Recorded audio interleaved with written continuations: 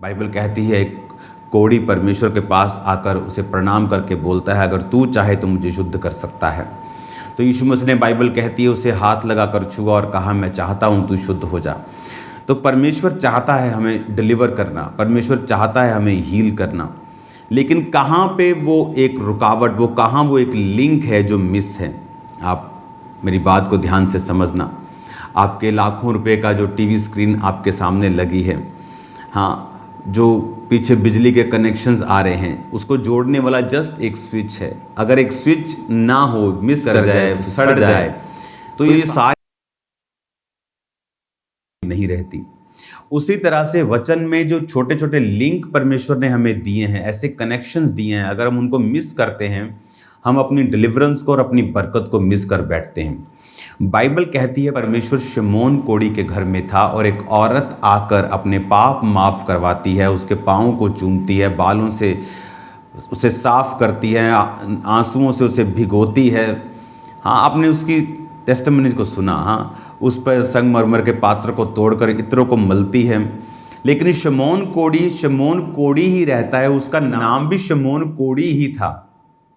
Reason कि वो परमेश्वर की उस अनॉइंटिंग को ले नहीं पाया, परमेश्वर के उस अभिषेक को वो ग्रहण नहीं कर पाया। आप स्पिरिचुअली परमेश्वर के कितने करीब हैं, ये आपकी डिलीवरेंस को निर्धारित करता है।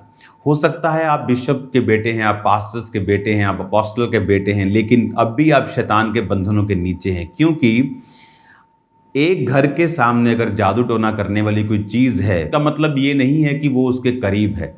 वो स्पिरिचुअली उससे करोड़ों किलोमीटर दूर हो सकता है, क्योंकि उसका स्पिरिट में कोई भी कनेक्शन जो है वो नहीं है। बाइबल कहती है, जब हम डैनियल की पुस्तक में पढ़ते हैं, जब डैनियल 21 रोजे रखने लगा, फास्टिंग करने लगा, और उस दूत आके कहता है कि जब पहले दिन तूने मन फिरा लिया था तो मैं वहाँ से निकल गया था, मैं प्रार्थना का उत्तर लेके आ गया था, लेकिन रास्ते में मुझे फारस का प्रधान ना, वो आप पढ़ना उस वचन को, कि रोके रहा। अगर मैं पढ़ूंगा तो बहुत वो लंबा हो जाएगा आपको। तो उसने कहा वो रोके रहा। दूत को कौन रोक सकता है? कोई मनुष्य रोक सकता है? कोई शरीर, कोई बॉडी बिल्डर रोक सकता है? कोई टेक्नोलॉजी रोक सकती है? उसको भी स्पिरिचुअल बीइंग है वो, उसको स्पिरिचुअल बीइंग नहीं रोका, शैतान ने उसको रोका। बाइबल कहती है शैतान की रैंकिंग्स हैं। जिस तरह एक एरिया में एसएचओ होता है, फिर डीएसपी होता है, उसके बाद एसएसपी होता है, एसपी, एसएसपी है ना, आगे के आगे लास्ट में डीजीपी होता है। उसी तरह से शैतान की रैंकिंग्स होती हैं। हर एक एरिया में एक छोटा डेवल, उससे बड़ा, उस एरिया का उससे बड़ा, लेकिन लिखा कि उस एरिया का पूरा प्रधान डेवल उससे लड़ने के लिए उसको रोके रहा। लेकिन आपको मालूम है, अगर आप बाइबल की गहरी स्टडी करते हैं तो आपको ये मालूम होता है कि उस फाइट के बाद जब दूत वहां से निकला और उसने फिर फाइट की, उसने कहा था मिकाएल को छोड़कर कोई भी मेरी रक्षा करने नहीं आया। तो जिब्राइल, मिकाएल, इनके बारे में किसी दिन बात करेंगे कि इन दूतों को छोड़कर कोई मेरी रक्षा करने नहीं आया। अब जब वो दोबारा जाके, मैं कहता हूँ, उससे लड़ूंगा, जब वो लड़ा तो धरती पे जो राजा का राज चल रहा था उस एरिया में, वो चेंज हो गया था, वो राजा बदल गया था, राज पलट हो गया था। हुआ तो स्पिरिट में, लेकिन असर फिजिक में हुआ। तो जब आप स्पिरिचुअली आपको ये चीजें समझ आती हैं और स्पिरिचुअली आप इन चीजों को कवर करते हो, तो असर आपके फिजिकली, आपके शरीर में, आपकी लाइफ में उसका आपको नजर आता है। जब बाइबल कहती है एस्तर, अगर आप उस रानी की स्टोरी को पढ़ते हैं, तो जब शैतान ने ठान लिया कि सारे यहूदियों को वो मरवा देगा, कि हामान ने गेम खेली और सब यहूदियों को मरवाने के लिए चिट्ठियां राजा से उसकी अंगूठी की छाप से ले ली, तो बाइबल कहती है एस्तर ने 3 ड्राई फास्ट किए थे। ड्राई फास्टिंग एक वेपन है डेविल के खिलाफ, आप उसे नोट कर लो। ड्राई फास्टिंग कैसे करते हैं? ड्राई फास्टिंग एक ऐसा फास्ट है जिसमें आप ना तो खाते हैं ना पीते हैं। अगर मैं आज आपको बोल दूं कि जिम जाओ क्योंकि फलाना बॉडी बिल्डर 100 किलो वेट उठा रहा है, आप भी उठाओ, तो पहले दिन आप जानते हैं क्या होगा। आप शाम को मूव ढूंढ रहे, बोले नहीं, जल ढूंढ रहे होंगे आप। Hallelujah.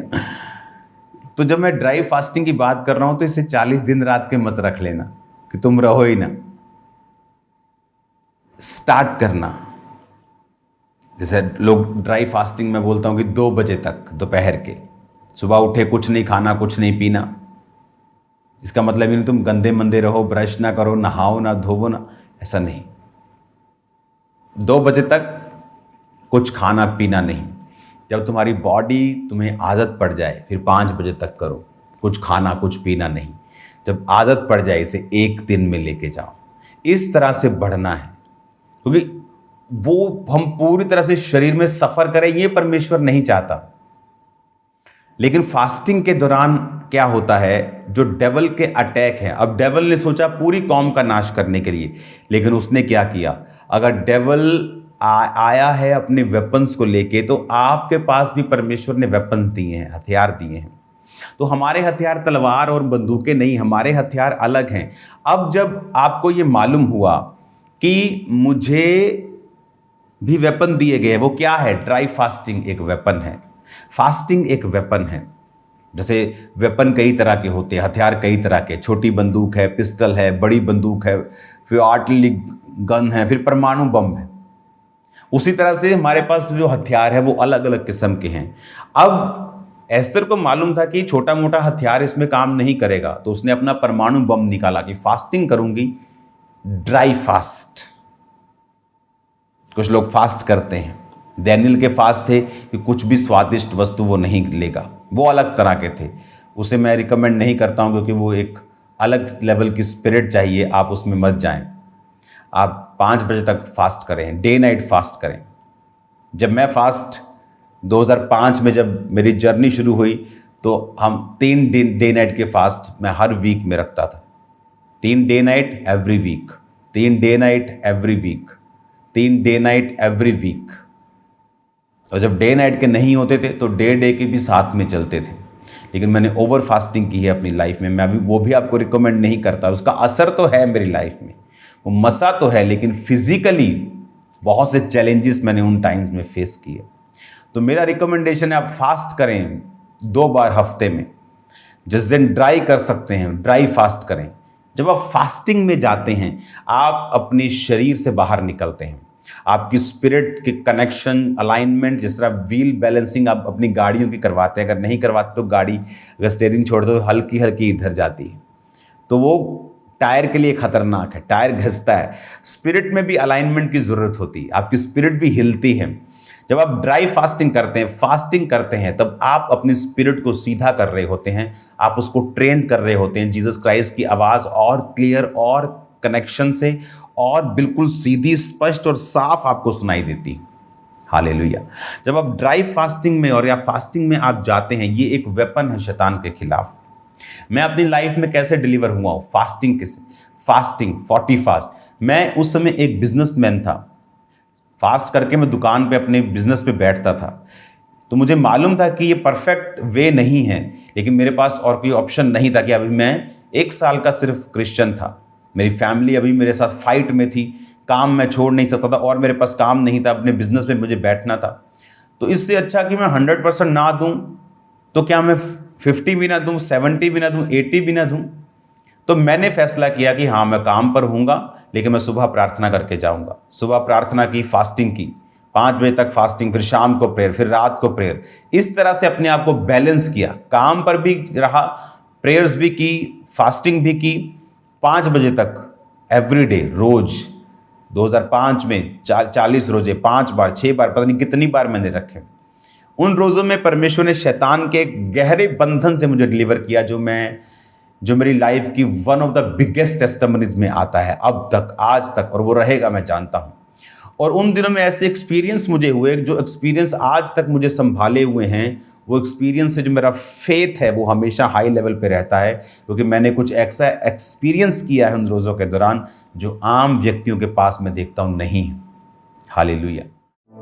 Sunday online evening meeting जो कि शाम 7 से 11 बजे तक होती है। आप इस स्पेशल मीटिंग को हमारी YouTube चैनल अंकुर नरूला मिनिस्ट्रीज के ऊपर अटेंड कर सकते हैं, जिसमें परमेश्वर के दास और दासी सामर्थी प्रार्थना और वचन के गहरे भेदों के साथ हमारे बीच में होते हैं। तो जुड़े रहें परमेश्वर की हुजूरी के साथ।